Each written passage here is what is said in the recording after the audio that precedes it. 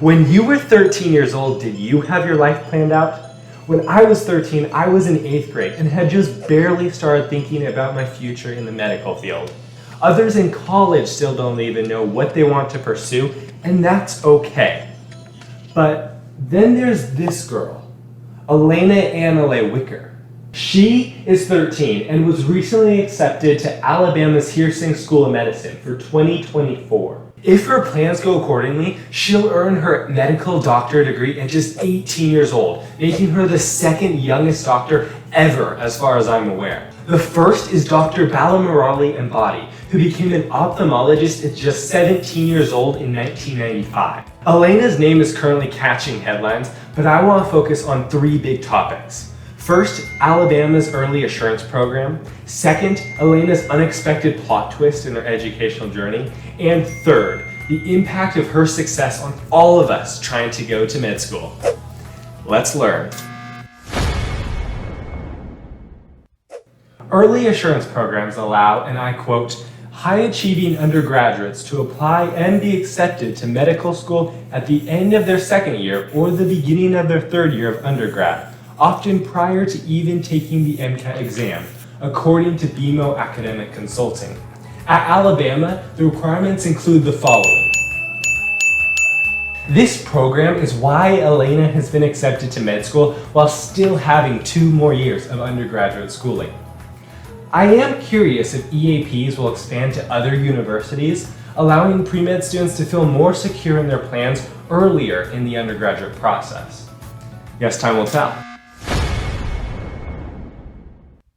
In Alena's case, I'm impressed that she learned about and applied for the EAP so quickly after making a life-altering decision.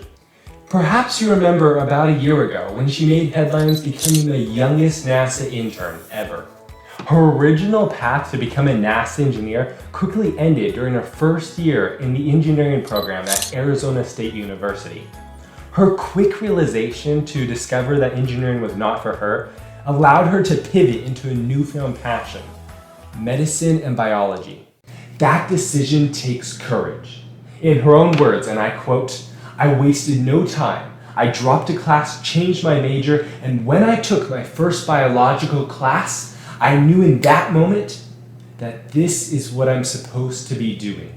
End quote. She now wants to pursue viral immunology, from the colossal expanse of space to the most minuscule structure of a virus.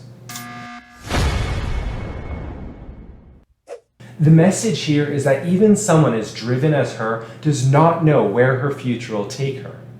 So whenever life throws a curveball your way, don't be afraid to let it fly on by if you discover something new about yourself.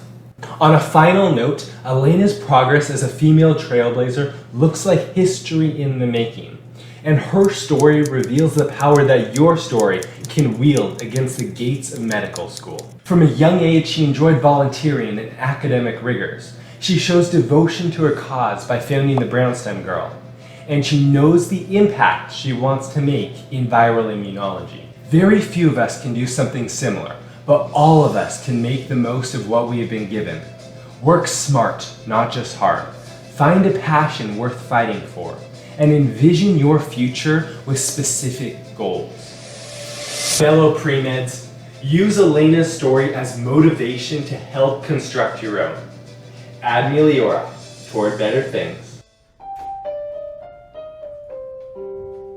This program is why Alena has been accepted to med school while